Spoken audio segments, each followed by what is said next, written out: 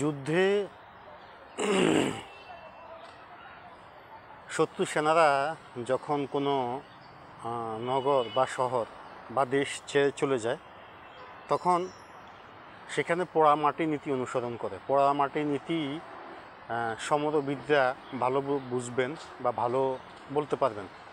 পোড়ামাটি নীতি হচ্ছে একটি পরাজিত শক্তি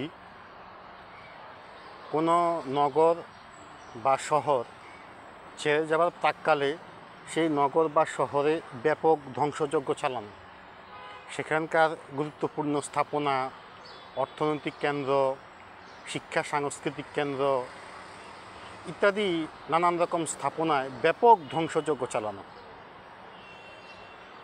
1971 মহান মুক্তিযুদ্ধকালে যখন পাক হানাদার বাহিনী বুঝতে পেরেছিল তাদের পরাজয় অত্যাসন্ন, তখন তারা এদেশে পোড়ামাটি নীতি অনুসরণ করে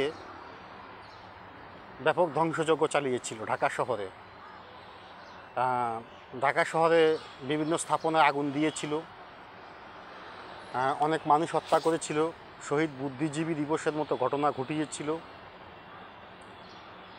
2024-এর 5ই আগস্টে পরাজিত শক্তিরা আবার আমাদের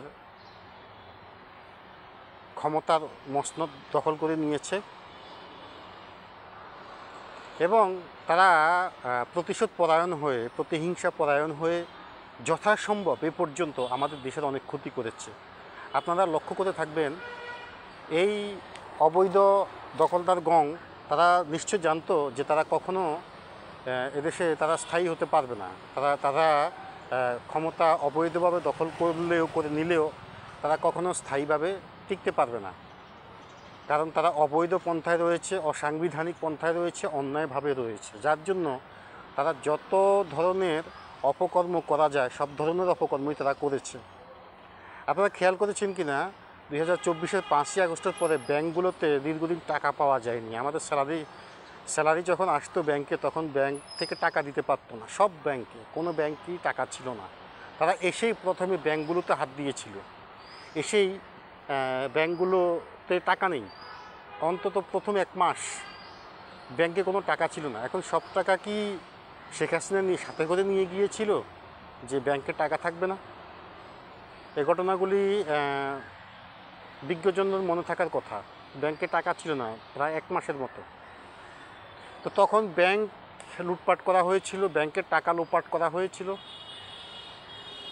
তারপর সুদখোর ইউনূসের মামলাগুলো সব প্রত্যাহার করে তার ব্যবসা প্রতিষ্ঠানের যে কর বা ভ্যাট সেটি মকুব করা হলো 2030 সাল পর্যন্ত। এভাবে অনেক ধরনের কর্মকাণ্ড যেগুলো সম্পূর্ণ অন্যায়ভাবে করা হয়েছে, এদেশের মানুষের সম্পদকে লুণ্ঠন করে করা হয়েছে। সম্প্রতি জানা গেল, যখন জননেত্রী শেখ হাসিনা দেশ ত্যাগ করেন, তখন 53 বছর বয়সের বাংলাদেশের ঋণের পরিমাণ ছিল 2 লক্ষ কোটি টাকা। 14 মাসের ব্যবধানে দখলদার ইউনূস গঙ্গের ঋণ বাড়িয়ে সেই ঋণ দাঁড়িয়েছে 5 লক্ষ কোটি টাকার উপরে। এই ঋণ আমাদেরকে শোধ করতে হবে, আমাদেরকে পে করতে হবে, এদেশের নাগরিকদেরকে পে করতে হবে। মীর জাফরের মতো দখলদারি ইউনূসের পরিণতিও হবে। সেটা অলৌকিক কোনো ব্যাপার নয়, সেটা ঘটবে, টুডে অর টুমরো ঘটবে। মীর জাফরের যে পরিণতি ঘটেছিল, মোশতাকের যে পরিণতি ঘটেছিল, জেনারেল জিয়ার যে পরিণতি ঘটেছিল, ইউনূস গঙ্গের সেই ইউনূস ও তার সাঙ্গপাঙ্গদের সে পরিণতি ঘটবে, এটা তারা ভালোভাবেই জানে। যার জন্য তারা যতটুকু পাচ্ছে সব কিছু লুটপাট করে নিচ্ছে। সর্বশেষ পরপর আমাদের দেশে একই সময়ে অল্প সময়ের ব্যবধানে, খুবই অল্প সময়ের ব্যবধানে অগ্নিকাণ্ডগুলো ঘটে যাচ্ছে। প্রথমে মিরপুরে অগ্নিকাণ্ড ঘটলো, তারপর আরও কোথায় যেন ঘটলো এরপরে আমাদের বিমানবন্দরে অগ্নিকাণ্ডের ঘটনাটা ঘটলো। সরকারি স্থাপনাগুলোতে কীভাবে এমন কড়া নিরাপত্তা ব্যবস্থায় মোট 3টা স্পটে 3টা গুরুত্বপূর্ণ স্পটে এই পর্যন্ত অগ্নিকাণ্ড ঘটে গেল, যেগুলোতে সরকারি নিরাপত্তা ব্যবস্থা এবং ফায়ার সিস্টেম মানে অগ্নি নিরোধক ব্যবস্থা খুব শক্তিশালী হবার কথা। সেখানে এই ধরনের অগ্নিকাণ্ডগুলো ঘটে যায় কিভাবে?